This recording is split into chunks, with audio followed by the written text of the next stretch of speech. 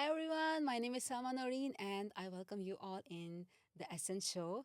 And today my guest is very interesting because she has background in maths, boring maths, but she has creative studio and a lot more. So we are going to learn more about her and about her passion and her switch. That's how she actually math expert came into the creative world. So we will be learning a lot from her about her from her. So welcome my guest Veronica. Thank you so much for inviting me. I'm so delighted to be here today, and it's for me. It's very interesting that we're near Museum of the Future, and I will be talking about art of the future.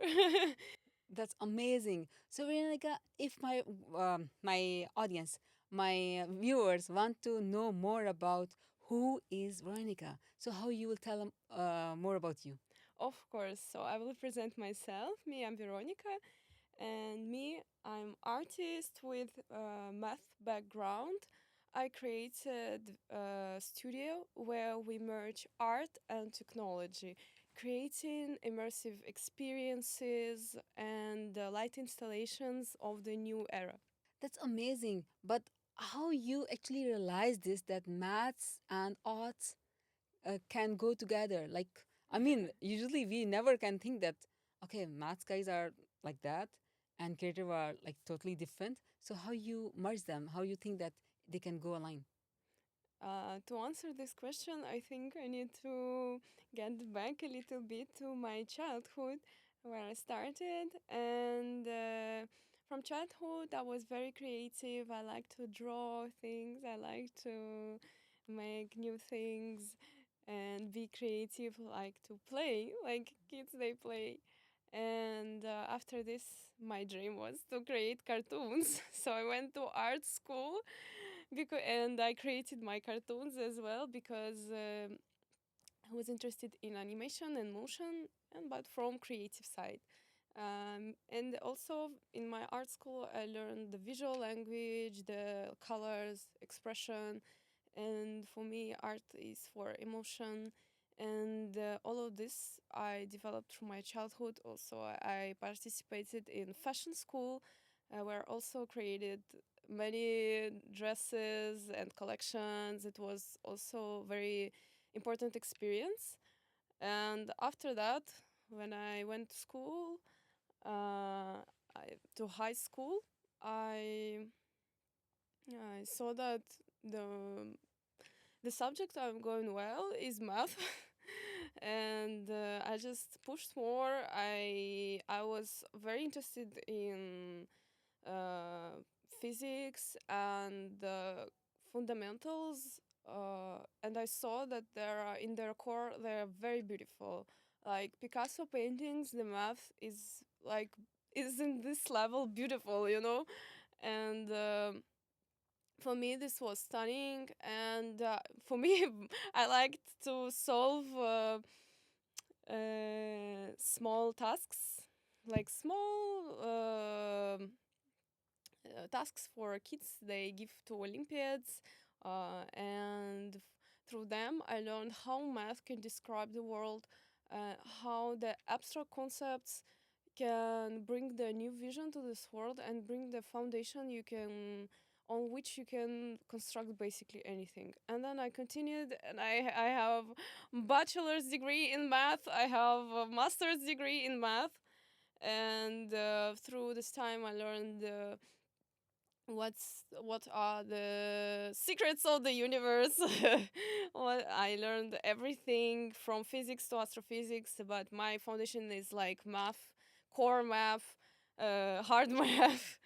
And this was very nice because for me the the insight that I will bring and I'm trying to share with people, that it's very beautiful. When you learn it, when you dive deep into it, it's very beautiful.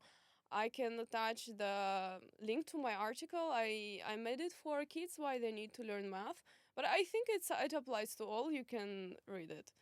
And after this, I had a small life crisis, and I saw that math itself it cannot give me so much interest. I was not very happy at my office job, investment. I was not happy. This was my problem. I felt so empty inside, even knowing everything that I knew. And I saw that I needed to bring some spark into my life, and the art was the answer. And then I started searching for the thing that will make this two backgrounds to add these backgrounds together. I tried, and this was some kind of research, and somehow I discovered immersive art, and I did one more degree in multimedia design, and this is the area where we can turn the numbers and mathematical laws and engineering into something emotional, powerful, and truly creative. So that's my story. I think it's unusual. And right now, I'm working um, on the projects that merges both of my backgrounds, and where I feel that I'm fully, where I realize my full potential. That's amazing. Oh, very interesting story that you were best in the maths as well. And then you started in the creativity and you found your best match that if you are good in maths, you can be better in the creativity as well. But my question is that uh, from where we can get creativity? Is it something we are born with or is it something we can learn later? Answering your question, I think that creativity, we are all born with some percent of creativity, some people more and some people less. And what we can do if it's not naturally given to you in 100% portion, then you can develop this. And the one way you can develop is just to, I think I can suggest two ways to develop. One, through solving mathematical questions. Take mathematical tasks for kids, and if you just sit and think of it more than 5 minutes, you will see how this expands your brain like so much. And the second way is through artistic research. These are my ways that I learned and I can recommend to people just to sit. Sometimes you can take paper and you just start drawing abstract thing without any purpose. That's also your creativity. Don't try to if we just draw cat like everybody draws cat, try to do it in a different way. Try to be to try something new. We are creators of our own lives, and the creativity, it comes from God. I think, because he is the creator of anything, and we have the people who believe in God, they have like God in their hearts and they can expand this. So, and it applies to all. So, as you said that your maths background actually helped you to become a good creator. So, have this ever been happened with you that some mathematical formula inspired you to create some your creative art or something? Can you share more details if you had any? So I will explain more about math. I think to answer this question, I need to give more explanation of what math is. It's science, and the formula, it's just some piece of a huge model. And what we are learning in math is not formulas. You can remember the formula in school, like sinus, cosinus, but in math, we try to understand the broader topic and to learn the theorem about some abstract concepts, basically. So the formula is just small parts. So math gives much more than just formula for engineers or someone. It's so for me. I mm, to your question, I will say no, because no, there's no formula that inspired me, but I'm inspired by the beauty of the math, by the constructions that it gives, and For me, I work with algorithms. I worked in algo trading for some times in investment fund and where I applied algorithms. And I think I like them. I like programming. And for me, what it inspires me to do my work is algorithms. We are living in the world of algorithms. Everything we see around us is some sort of algorithm, even how cameras work, how the light which come to matrix in the camera, it all is constructed with algorithms. And the idea that we can construct art with algorithms is very interesting. This is what inspires me always, every day in my work. Amazing. So, you know what? I promote founders and marketing professionals. I respect marketing professionals more because they are someone who are actually telling your message in a right way. But I noticed that marketing professionals can be very good about strategy thing, but most of marketing professionals are not very good about the branding or the creativity, you know. So my question is that uh, how creativity or how overall this maths thing, maths plus creativity, the way you speak, works good for the brands as well, or branding overall. What is the one thing or many things which branding professionals are missing out, or they are just not using it, so they are failing to bring a, creativity in the branding, you know? hmm mm, I think I want to come back a little bit to a previous question about how to develop your creativity is about your left side of brain. And for me, creativity in its core, about philosophically speaking, for me in my brain it is same. It is left side of brain. It is same creativity that I use in my paintings, in my dresses, and in my artworks, and in math questions. It is same neurons for me. My brain is developed in this way. It should be studied, I know. And so I think what people can do, what can lead them to more creative projects, is just to develop their left side. There are courses for this.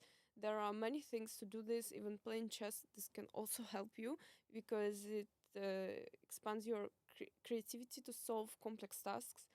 I think starting from foundations and developing your brain in the way that it becomes creative, every after this, everything you make will be creative. You will be creative and more efficient at your work. So what you're missing is the step behind this, is the step before.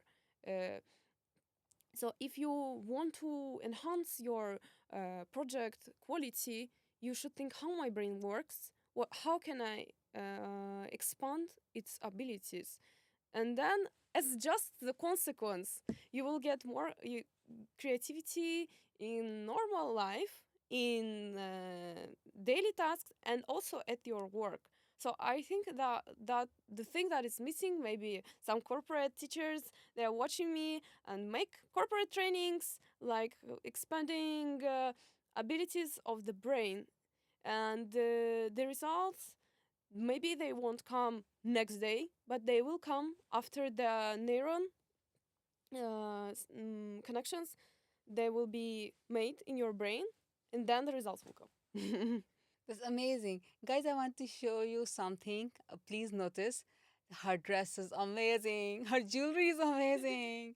Like her makeup, her hairstyle, she looks artist, a proper artist. So yeah, I noticed that the people who are more creative, their dressing sense is amazing, and they're like the way they select things or choose things, or they combine the colors. This is amazing. So the people who are not creative by birth, or they never think that way, how they can be creative about their branding, about their marketing stuff, about their online like digital stuff, or about their dressing, because at least I don't know that what to wear with what. I can wear whatever is just ironed. It's okay. or whatever the first thing I just see. So tell me. Okay, my recommendation will be to for companies to make collaborations with artists. I think they deserve to be seen, and many artists nowadays they stay in their studio. They're missing the opportunities to be in also business world. I think so. This kind of collaboration can bring more visibility for brand and also for artists. And I think this is the future is in collaborations. And as to personal questions, maybe also collaborating with artists for personal questions can be also beneficial because um, if you are missing something, if you are not good at something, you ask someone to help you. You can ask artist, stylist, fashion designer to do something for you.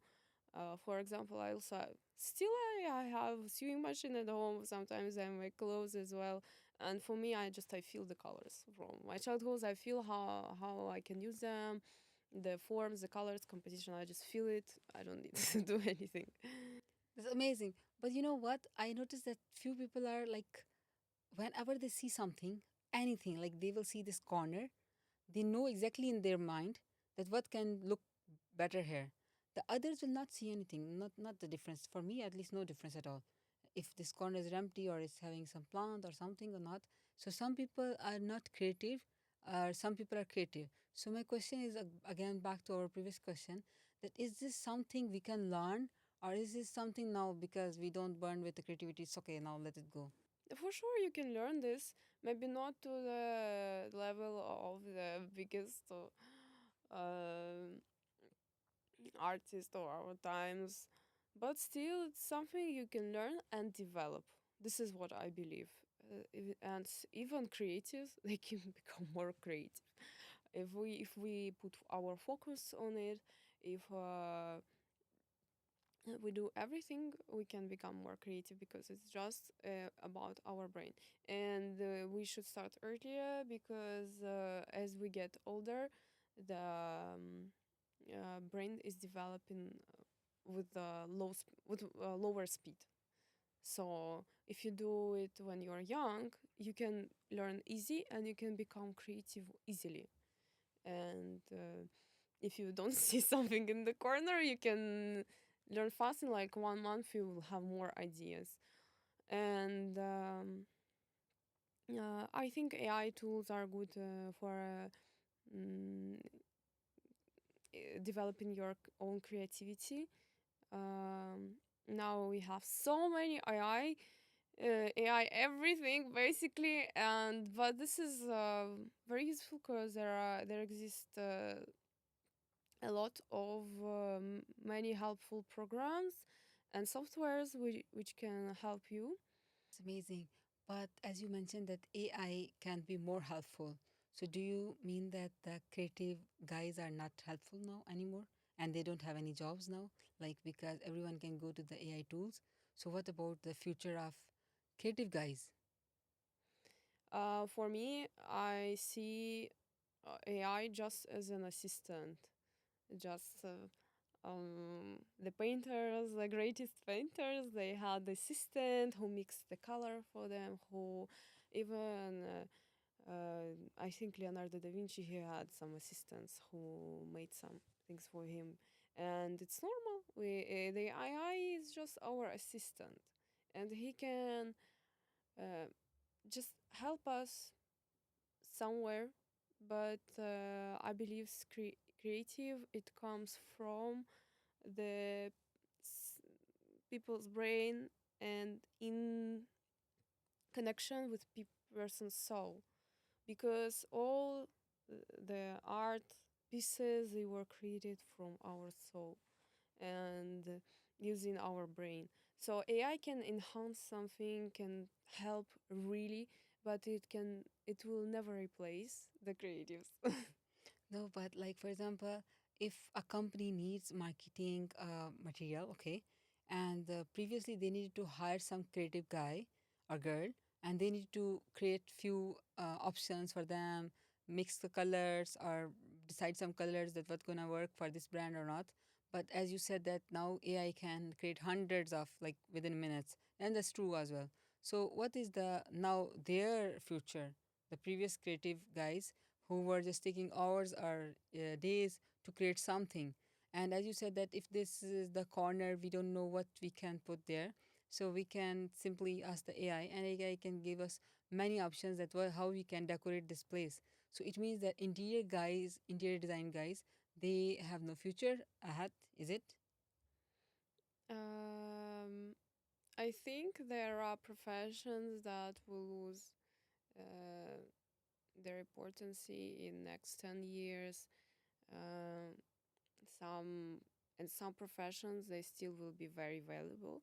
There's certain boundary. Of course, some graphic designers, yes. um, it won't be so important to hire graphic designer as the tools are the AI tools and AI developers are making everything to grow this fast.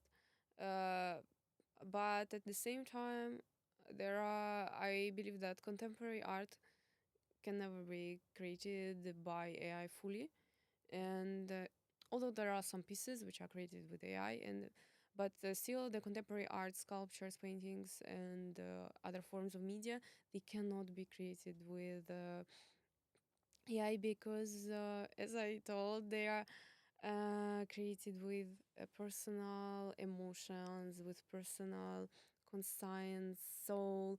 When the person puts itself mm, inside its creation, and the AI it is just an algorithm for generation. It generates from what it has already because big data it was initially constructed from big data from something already existing, and the AI it will do more and more, but it always takes existing material and generates like do like mathematics plus apply some functions and creates something from it. But there's something more. There will be something missing in this data, and I believe that there's always space for people to add something new, to add its word. That's amazing. So as now this is AI era and it's not going to end ever. It's now our new reality and we have to accept it. So my question is that how you sell emotions to the clients who just like think about ROI, that what will be the return on their investment. So how you deal them. So, talking about my studio, we create immersive experiences. We create pieces built with engineering, um, like with light, with projections, with sound, with any equipment possible, um, like some technical, but which can give color or give sound, give light, give emotion in the end as a result. So, what we producing is not simply the code, I'd say it's experience. And are so, what people are seeking right now is emotions and something which will touch them and touch their soul. And art can reach the soul. And I think this is what companies they want to sell because they want to go on a deeper level of the human who of their customer of their client. They want to go on deeper level, and now we have the opportunity to reach people's minds, to reach people's skin, to give this to give this shaking when you see something that is stunning, amazing, and the art it's very powerful tool. So right now, if the brand makes just normal marketing company, it won't have the same effect as if it make immersive art maybe one day event, but people will remember till the end of their lives. That's amazing. So, as you said that you sell emotions and people want to buy this because the other than emotions now it's not selling easily. So, may I know this personal question? I may ask this personal question from you that how your pitch deck look like when you are walking into the new client or you're just trying to meet them to sell something. So, how usually you talk to them? I try to be professional, of course, but at the same time, I try to be creative.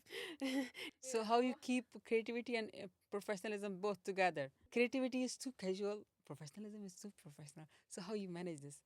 I keep this 50-50, of course, because we're living in corporate world, but still, I think people, they're missing creatives. They want emotions. They sit in the office 9 to 5, and they want something that will be in color because they are wearing these suits, and I think they're missing some color, some emotion, something exciting. So I try to make my pitch exciting for them, also emotional.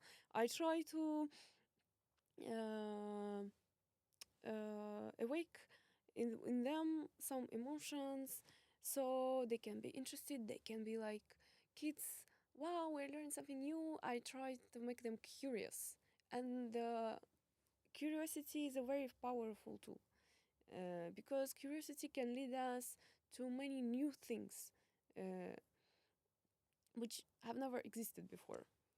As you mentioned in the start that yeah, we are so lucky that we are sitting nearby Museum of the Future, and this is known as the like most beautiful building in the world, and it's actually live example of creativity. I don't know how they actually thought the design and how they build it. It's amazing to see. So my question from you as an artist, like you are an artist, and I want to ask this question that how do you price something which never existed before and you need to create, so for sure you need to convince the people or person that okay, this will cost you this much, because you need to secure that funding or price before starting to create this thing, and this is going to be unique. So how you usually price and convince them for that price? Yes, please.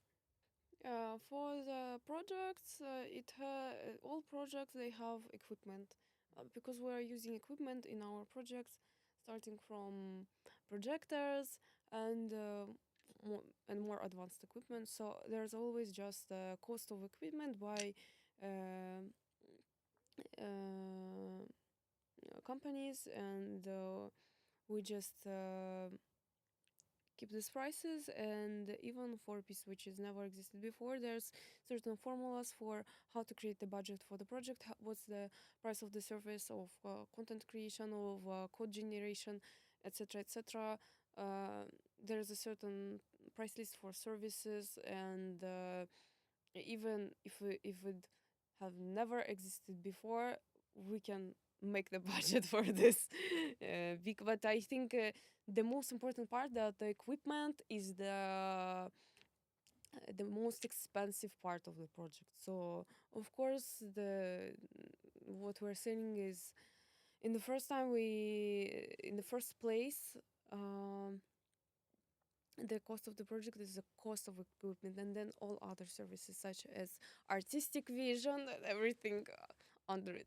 How do you calculate the price? And then, because okay, for example, you say this certain price, okay, and later on it go maths wrong. Like I know that your maths can't be wrong, but like it's too much cost already.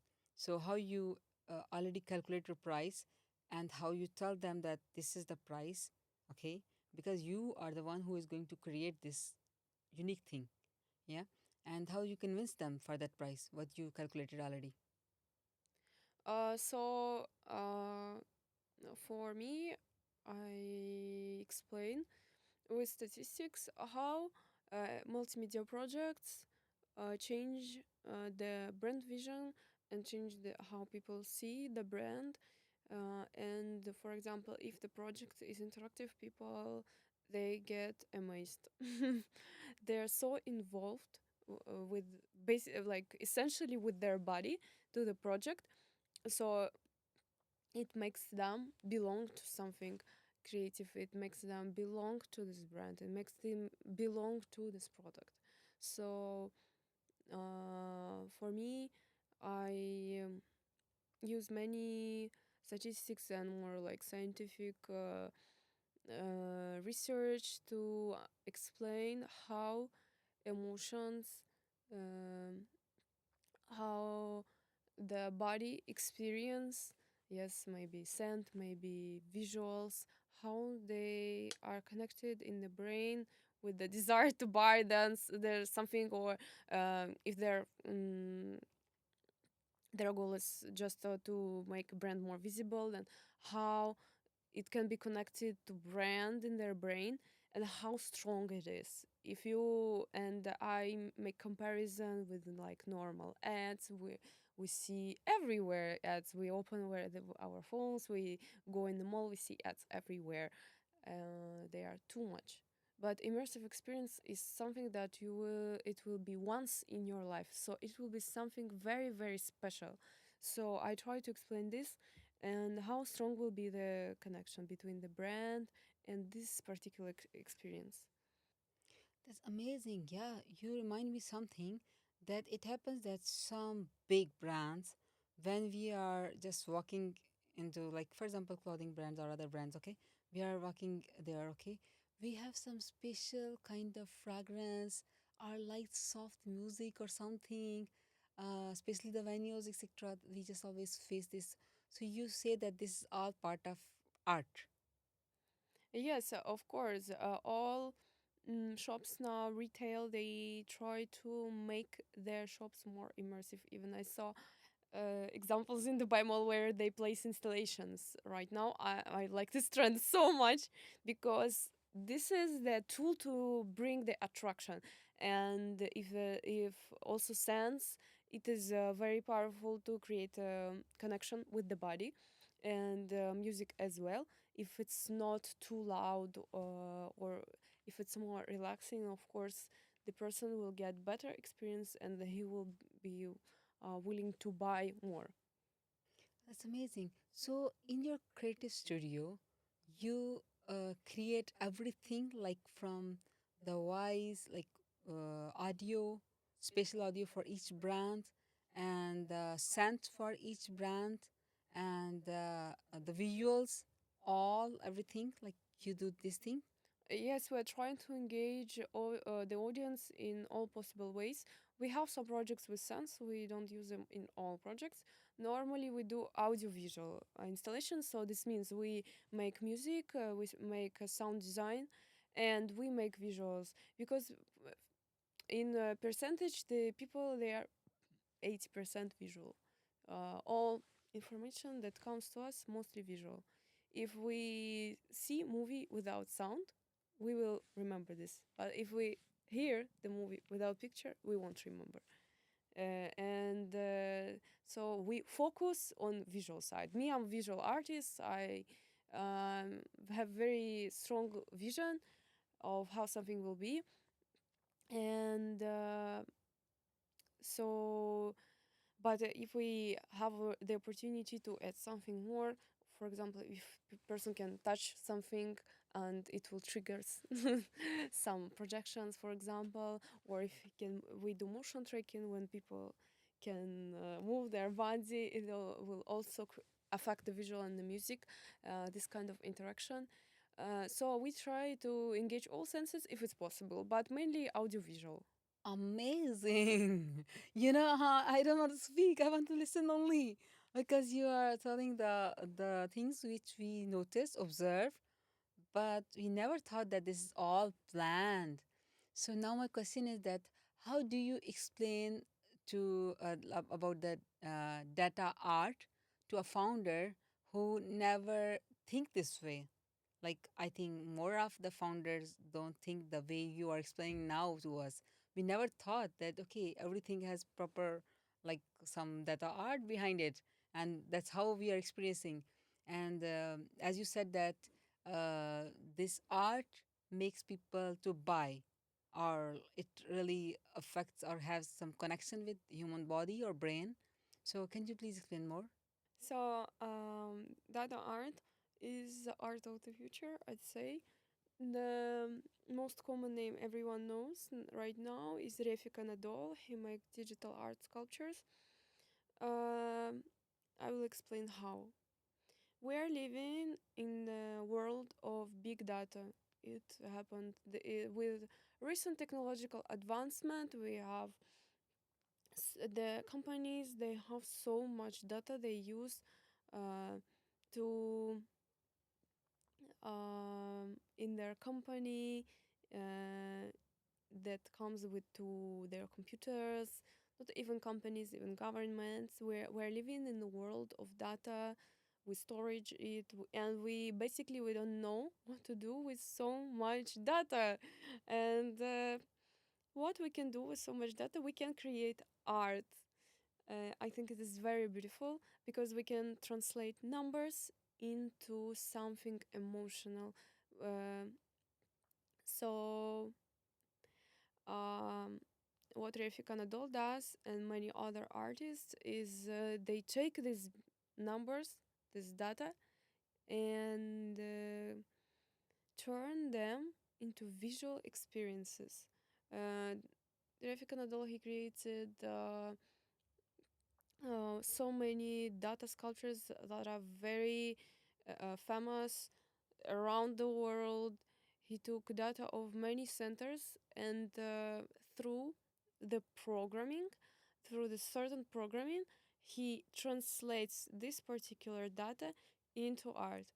And because, for example, we can take temperature, ecological numbers just as example, and we take temperature, maybe sea level, more things that are changing right now, and then we can turn them into something visual, the line that is moving up and down, the particles which are flowing in the air, into color. We also can translate these numbers because color is just RGB in our computer. And so there are many possible ways. Also, we can translate into music, basically into anything. We have so much freedom to do so, and I think this is beautiful that we can just take the data and just play with it, like a research, like kid, and um, now coming to founders, I explained to them that their data can have not only one purpose, which their internal use, but also it can create something very special that never existed before, and that can make them special. Um, if they have data artwork um, or some data art experience, and I think it's worth to try to every company, and we can help them with this. Amazing. So, as you talk about data, so just from my understanding, that can this data tell the emotional stories, or we always need some artist to explain to us? Can you tell or highlight this point more? Data itself is just numbers, because in corporate world we give this data to AI, to neural network or some AI model, to LLM or another model. We give it to this model, it's is and produce some result. But the artist, he will create another model or another programming code which will translate this data into something different. So I'd say if you look at the numbers, of course you won't see anything. But if you hire the artist, he will make you see what is like lying between the something. If we just step back from these numbers and see the whole picture. So you are saying that it's like doctor and the reports. that we get the reports but we can't read them. We need a doctor to just tell us that okay, what's wrong with us. Yes, exactly. And we can you can go to artist, give your data. It won't give you some meaningful perspective, saying that something wrong with your company, but it will give you some beautiful uh, uh, art piece. Of course, sometimes depending on the artist, it can give you some insights if it's more to visualizing data, if it's more to this side. Uh, of course, it's also important. Uh, but what it can give you is the feeling. For example, if we take the temperature and we're talking about global climate, uh, we can, for example, have the feeling from the color that it's too hot, because if they take red, we'll feel red is very powerful color. We'll see it's too hot and we will feel not comfortable inside. We will want to make some action against the global warming. So if data art can be powerful through color, through music, through emotion, it can lead us to action. That's amazing. So, as an artist, how you decide that okay, this data is like for this piece, art piece, like each art piece has a data behind it, yeah. So, how you decide this thing that okay, we need this data to create this one like this, or how a founder can decide, or they need your help always. It is always with my assistants, because before I used to, when I learned math, I programmed some neural networks myself, and it was in the very beginning of the AI era, and I was so I'm so excited about this. I created the simple machine learning models, and I created some neural networks, so I know how data works. And in this question, I can assist the founder about how to pick the data, what we can do about this, which data some have data with confidence, so we cannot take it, unfortunately. Some data is not appropriate format, so we carefully pick which data can be used, and which data is more meaningful and can be used for art and have some uh, conceptual meaning in the art piece.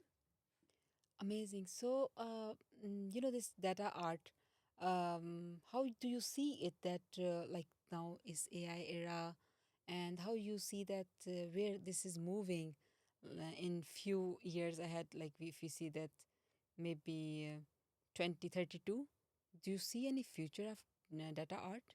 First, we don't know what will happen tomorrow. The world now is growing so fast, so crazy, that we don't know what what is waiting for us tomorrow. So making predictions right now is very difficult. Uh, right now, just I can say that data art appeared as the intersection of art um, and data. Uh, what will happen to this tomorrow? Maybe if trends shift, maybe it will change, and data art will not be so much important. But I see that as the AI basically it runs the world, we have more and more data. So I think more pieces will be created and more companies will know about this and will try to use it in this way. That's amazing. So now there is a new term, generative art, and then there is brand experience. You talk too much about brand experience, and I really love every word of every word, every thing you are saying. Okay, the the point is that how you see them both, like generative art and brand experience, how you relate them, or how you, what are your thoughts about it overall? So generative art is the art that is created with algorithms. I mentioned it before. It's when we take certain algorithm like code, it can be just algorithm written, and the result of this algorithm, it can be, for example, picture, and this picture, every second algorithm generates new picture, so it's changing. It can be fractal growing, for example. So will be example of generative art.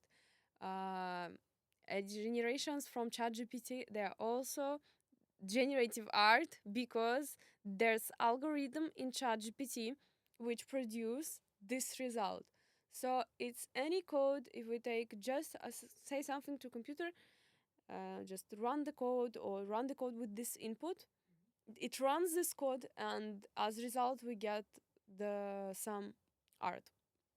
And for me, I use Touch Designer. Is the program for um, creating generative art, and also for many things, for controlling lights, for creating visuals, for it can be used for many things, also for creating interactions, because this program, it takes the signal, any signal from outer world. You can give any data to Touch Designer, and then you make the system of nodes. It's visual programming, and as a result you will get something new from your input. Or mm as to generative art, you can even just generate from noise, uh, just random noise um, can generate you um, some result in Touch Designer. And also AI can generates pictures from noise, if you didn't know. So this is about what is generative art, and I'm very interested in this topic because I have so much background in math, so many no so much knowledge, and I can use this to create interesting algorithms, to create interesting art pieces. As a recent example, I created, which I liked so much. In one piece, I had water drops, and the water, they create circles on the surface of the puddle. So I needed to program these circles, and it is very interesting, like the functions behind this, and then the nature, it inspires me also so much. Um, they're like the models which can be used to describe the world around us. And so about the brand experience, uh, we can, with these powerful tools, we can create something which is uh, highly technological and very complex from the perspective of code and programming and equipment, and get some uh, new result, which will be very unique because of this technological advancement. And what I mentioned before, it will make the result very unique, and this will help the brand to stand out. Amazing. You explained very well. Like I really don't want to stop you at all. I really want to listen to you. So okay, I'm into marketing field. Okay, and yeah, I know that many marketing guys are watching me. Thank you so much. The marketing professionals want to learn this all from you. So how we can stay ahead in this line? What should we learn right now, or what we should be doing right now to be more into this, to make us aware of this and be in the front line. So yes, can you please guide us? So I think going through some art exhibitions through time to time, it can help you to understand what is happening, or at least to see in the news the pictures of the art pieces shown. But of course, it is very important to interact with them, because now many pieces, they have the possibility of interaction. And also, I think many people, they ask why I should go to Louvre to if I can see this painting at home, why I should go to festival if I can see this installation at home on video. So um, basically, because it won't have the same effect on you and your body and your emotions as it will have from just a computer screen. Because in paintings we have scale, for example, and the color, because we colors, they influence us, and you get this certain feeling only from these colors, from the light that they make in the gallery. And for new art, the art of which we're making right now, the visual installations, you need to be there to get the sound, because the sound, it has frequency, it will affect us. It's like there's sound healing sessions, and it will affect us on some deeper levels. The lower the tone, it will affect us so much. And I think it's very important about the frequencies of the sound, of the frequencies of the light, because also we work with light, it can be like this, so you will get some anxious, and you will get some anxiety or another feelings of, you will get all of the spectra of emotions basically from of interaction with this art. Or for example, the art where you can touch something, like this touch, or make something. So it is very important that you involve your body in the process of seeing, because without seeing it, you won't understand how it will influence your audience. Because marketing, you work with audience, and you need to understand what people get as the product. And going to this exhibition, playing maybe some, like sometimes you can play in team lab, you can, they make drawing, it will appear on on the wall. There are many interactions like this, and I believe that if you try themselves, you will be willing to share it with all the people through the marketing tools. That's amazing. But you know what? Like, for example, marketing professionals are working with the brands, the founders, okay, or the startup, etc. And sometimes they need to just finalize their brand color scheme, okay. And sometimes they are handling their social media, for example. Like we talk about Instagram. So on Instagram, you see that there are reels. So how they can learn this thing, that what sound will work, which type of brand, okay. Like for example, there can be the corporate brands, there can be the clothing brands, or the shoes brand maybe. Like if there are runner shoes, so there will be something energetic sound. But again, because this is about brands and it's about money, so we can't use copyright or like sound. We need to maybe create a new sound, especially for this special brand, and bring that feeling, so people can feel that we're like excited or like energy or runner like this. And we see that, yeah, the big brands like Coca-Cola or the other very big brand, they focus on even small details about their ads or their stuff or their social media. But the normal marketers, like, they are not too they are not having that deep knowledge, how they can learn this, or how they can align, or how they can overall start learning it. Because you said that it is something we burn with, but there is something which we can learn.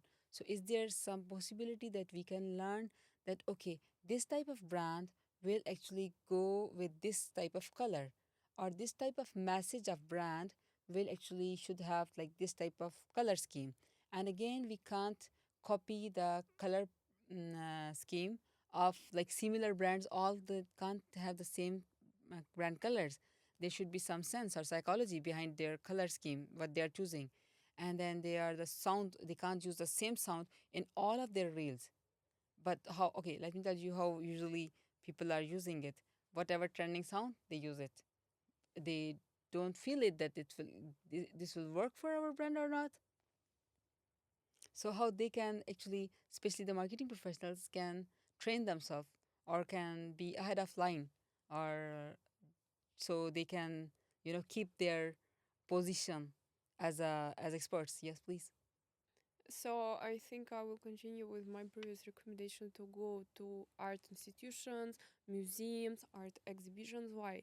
Because when you stand in front of painting, depending on its scale, its colors, you will get different emotions, and you need to stand to look, and you to look also inside yourself. What am I feeling? What is the message?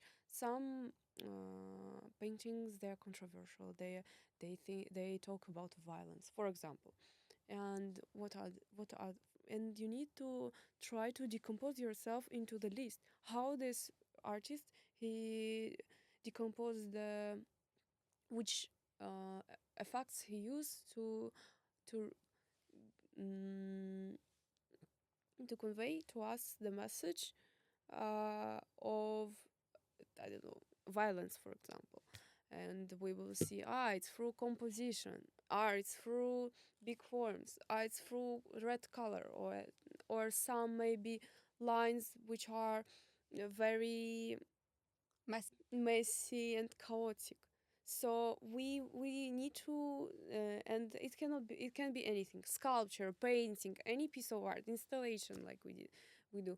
We need You need to stand and feel with your own body. And you can do even at home. Okay, just look at Picasso painting. What is my own feeling when I look at it? Maybe some other person will look at this painting and feel completely another thing. But what is it for you? For me, it's calmness, happiness. Wow, what? Why? How he got this feeling? Like impressionism, for example, can give you some feelings of the moment, of the presence, and how did they do it? And you try to see their color palette, and what is depicted on the picture. And I think it will be very interesting to use this in brands, and then to test, to take this picture, to take color palette from this picture, maybe to take composition, or I don't know, even Kandinsky paintings, they're abstract. Me, I also have paintings, I have abstract paintings. I work just with strokes because and through colors, and still my paintings, they have some emotions, some feelings inside, and if you stand in front, you can feel them. So even searching, even seeing the Kandinsky paintings, abstract paintings, you can see the tension between the figures, the triangles and squares. And I think this is it will be very interesting. Uh, if you try to apply this to corporate world, it will give a lot of insights, and uh,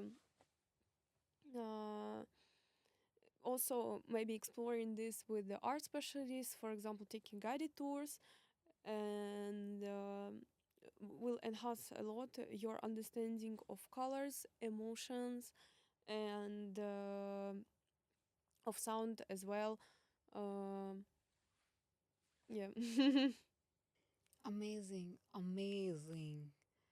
Okay, I have a question. Like everyone say that, hey, AI gonna replace me. Maybe like my job is in like danger, blah blah blah, or my position, or my maybe the business is in not like safe the way it was previously before AI. So, what is the position for artists? Will AI replace the artists, or will AI bring some new kind of artists? So, how you see the AI and the artists? Yes, please.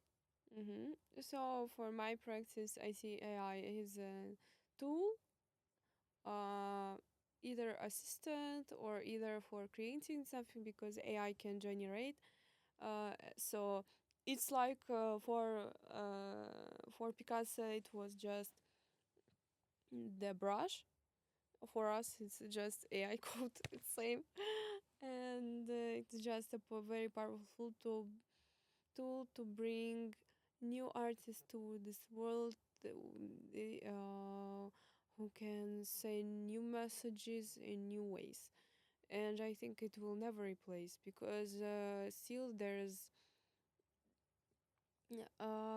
the AI and neural network in its core is it's designed in a way to repeat our brain structure between, because there are neurons and they're connected and they send messages to each other, and the neural networks, they have like layers and they have the structure as our brain.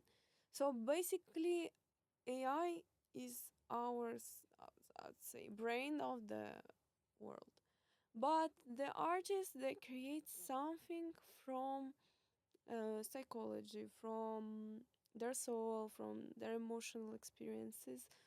And me, when I'm creating art, I try to bring my own perspective. And I'm not creating from here, I'm creating from here, from my heart. And as the AI doesn't have heart now, I think it's kind of a brain. So it can be very efficient. It's like computer, it's like brain. It can help us, but will never have heart. I want you to be in 2030 or 2031. So, what does success look like for you in like 4 to 5 years ahead? Like how you see this, how you see yourself, how it looks like. How does success look like for you in next 5 years or 4 years? Like for example, from now. For me, success, it is not something look like, but something it feels like inside. For me, or if I buy expensive bag Hermes or buy normal bag, it can be same if I feel inside myself very happy and very excited. Even so, for me, I care about my internal state, and what I think will make me truly successful. And as a result, of course, will bring some financial results but as a consequence. Only that for me, success is when I will bring more art, produce more art to this world, impact more people with my art, and I will see the feedback from them that it's changing their lives, it's changing their uh, emotional life, and I think I want to see it, and it will be my personal success. Amazing, beautiful thoughts. So from you, I need last two advices for both, or maybe one advice for both marketing professionals and the founders. What you want to advise them about being creative in their stuff, or how they can be successful in their branding to be more creative, or at least see that creativity. So, what can be your advice to them? The one who are struggling with the colors, or sounds, or the visibility overall, or visuals, or maybe they try or copy someone but without um knowing the logic behind it or psychology behind it. So, yes, one thing can work best for one brand, but the same thing can't work for the another brand. So, how you advise them? So, first thing, my collaboration with artists. They deserve to be part of this growing world, and try to ask them about things you don't know about creativity and colors and sounds. And second thing, develop your own creativity. I Before in podcasts, I told how to develop this. Go play chess, go resolve some math questions, maybe with your kid. Why not? Maybe draw with your kid. Also, when you're doing something with your own child, it can bring you so many insights and can develop your own creativity as well. Kids are they're very creative.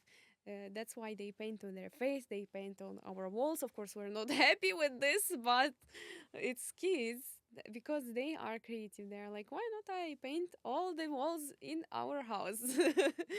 And usually it's kind of thinking out of the box, and you can develop yourself to learning from kids. Um, Learning from art, pieces, learning from math as well. Can get some creativity, and if you have, if you will be doing this enough, uh, your branding quality will enhance it by itself. Yeah, so you can focus about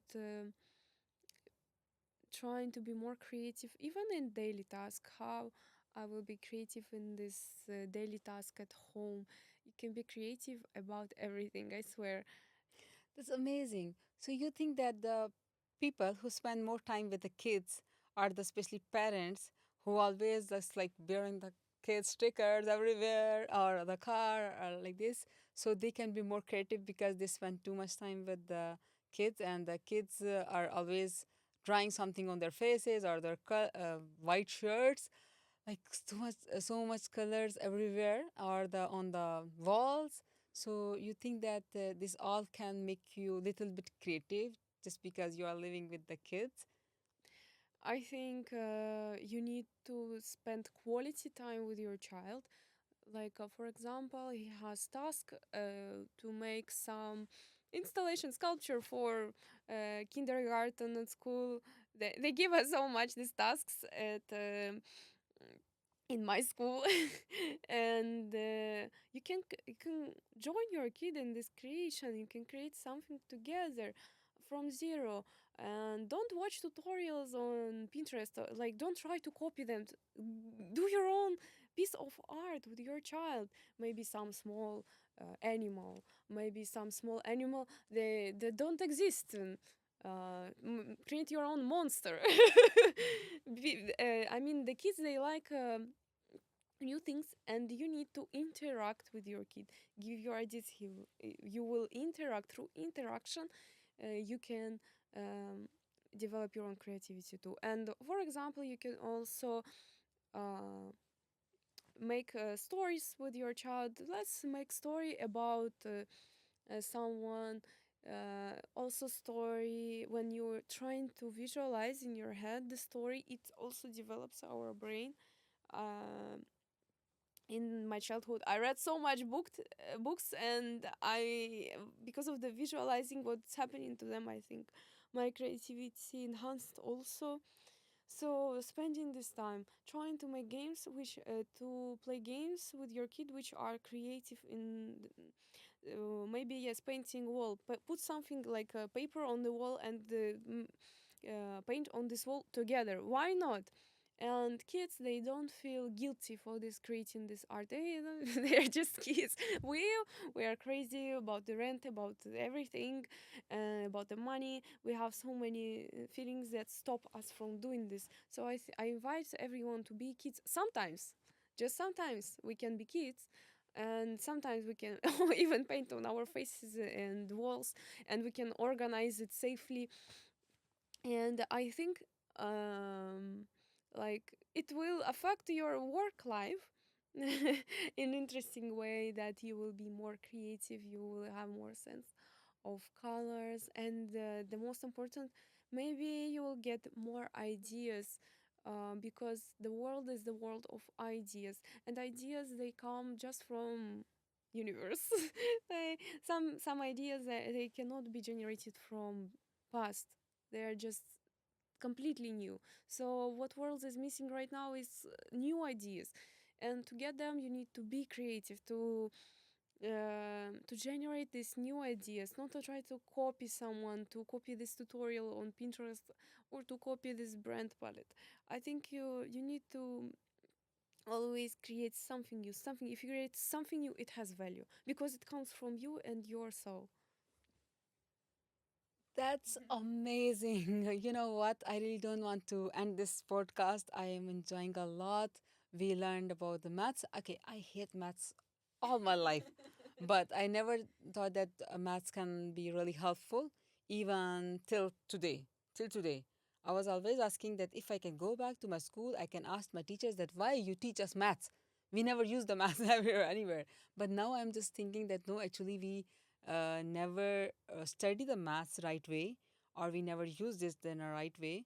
we could use it in very many things, especially the theorems we never liked. So theorems could be helpful also. And yeah, other than maths, the art, like we think that okay, art is for some specific people, but no, art is for everyone. And the way the kids, all the kids do something creative, and they play or they just make mess, we call it mess, but it's creativity for them. And the point is that uh, as founders, as marketing professionals, we also need to be well aware of the art, and especially this data art or generative art or the other art things. And if we are not, then we need to connect with someone like my friend, so she can just give you little wisdom that how you can start being creative if you are not by birth. So thank you so much everyone for watching us, and don't forget to please hit like for us so we can feel more encouraged and we can bring more nice guests or more episodes for you. Stay blessed, keep sporting. Thank you. Bye. Bye bye bye. Bye. Time finish. Yeah, So very fast. like